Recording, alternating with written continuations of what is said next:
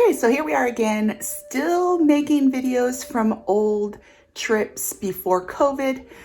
I can't wait to get out there and get in the sky again and go to some amazing places. But in the meantime, we're going to look at some old videos. And so this one, I've already done the beginning half of this trip when we did the 5 parks in Utah. Now we're on our way to Lake Powell and the Grand Canyon. And so hope you enjoy. Before we start this video, please remember to subscribe, turn on those bell notifications, share, and follow me on Instagram. I really do appreciate all of your support. My support circle has gotten bigger and bigger every week, and I really do appreciate it. Thank you. While visiting Lake Powell, we stayed in Page, Arizona. We took a day rafting trip from Glen Canyon Dam on the Colorado River. We used the Colorado River Discovery Company. Unfortunately, they're no longer open. There are other companies that you can book through for rafting, fishing, or horseback trips. You'll just need to do research. I recommend going on National Park Service's website for good recommendations, and I'll put that link below. We met at their adventure store early in the morning and then took a bus to the launch point at the base of the dam. We had to drive through a Homeland Security checkpoint that was highly guarded and then proceeded down a long, dark tunnel that was 2 miles long with a 2% grade. It's pretty scary. A little history of the Glen Canyon Dam. Glen Canyon Dam started construction in 1956 and completed in 1966. The dam is 710 feet high and stands 583 feet above the Colorado River. The base is 300 feet wide. About 10 of us were on our raft and we began our float down the river. The water was calm and the canyon was quiet. You can hear the birds and the quiet sounds of the water. We went down the river for about an hour and then our guide pulled onto the petroglyph beach shore where we took a short hike to see some cool petroglyphs. Archaeologists believe they're between 3,000 and 6,000 years old. They believe the ancestral Puebloans occupied this area. They call these petroglyphs the descending sheep, and you can tell by the picture why they call them that. It was a short hike to the petroglyphs, but it was very hot. There was not a lot of tree cover or shade. When we returned to the raft, I decided to jump into the river. It was so hot outside, but the water was freezing. It just totally knocked the wind right out of me, but it felt so good to be cooled off when we got back in the raft to go back. This was a really cool trip to take. I would highly recommend it. It was nice to spend that day on the water with my girls, and we'd never rafted before, so this was a lot of fun. Okay, so as we were leaving Lake Powell on our drive towards the Grand Canyon, we saw a turnout for the Navajo National Monument. This was an unplanned stop, but we were so close we just had to go. It's located within the northwest portion of the Navajo National Territory in northern Arizona. The monument was established to preserve the well-being of 3 cliff dwellings, the ancestral Puebloans people. You can take a guided tour to 2 of the dwellings, but you have to get there early. It was close to closing time, so we didn't get to go out to the ruins, but we were able to go out to the lookout point and get some really good pictures. I'd love to come back and visit this place and actually be able to go and hike down and see the dwellings up close while you're still able to. Next stop is the Grand Canyon on the south rim. The Grand Canyon became a national park in 1919. It is almost 1,900 square miles.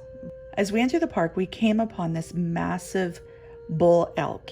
He was huge. If you've ever been up close or have seen one, they are pretty big. As you can see in the videos, this is something that you do not do, is to approach wild animals. These elk are massive and can do major damage. These girls, everybody was yelling at them to knock it off, to get back in their cars. These girls just didn't listen. They just kept on going. Thankfully, nothing happened to them, but they were very fortunate But if ever you're visiting any national park or anywhere in the wild and you come across a wild animal, it is not good to go up and take selfies or try to get as close as possible or touch. They are dangerous and they are animals and they're very unpredictable.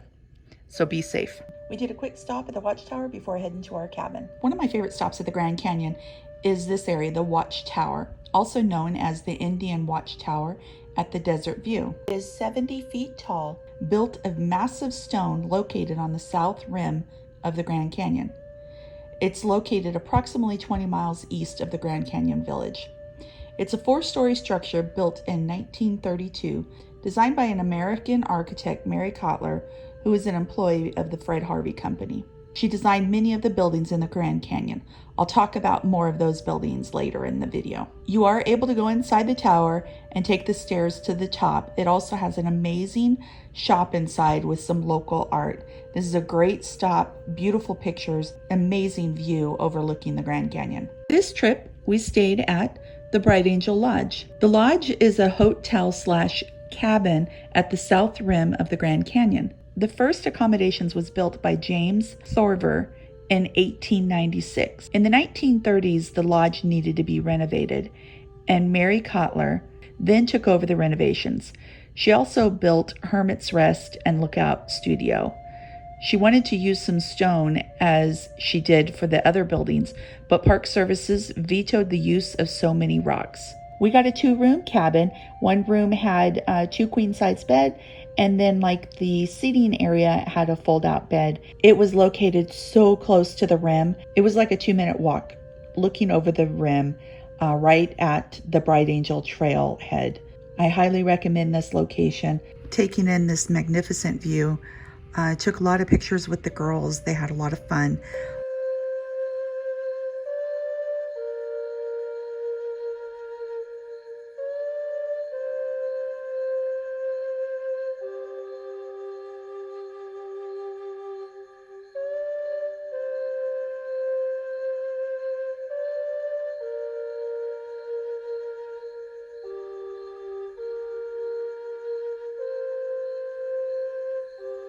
For our only night at the Grand Canyon, we decided to go eat at the El Tovar Hotel. It's also known just as the El Tovar. The hotel is situated directly on the south rim of the Grand Canyon.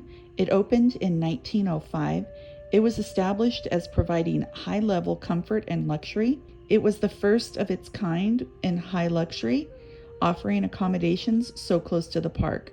Later years, Yellowstone and Glacier Lodge followed. I really enjoyed eating at this restaurant. It was very cool to sit at our table and can look right out onto the canyon. It was absolutely beautiful and the food was great. This morning, the kids got up early and took the shuttle over to Hermits Rest. It's the best way to reach this location. You can also walk to it.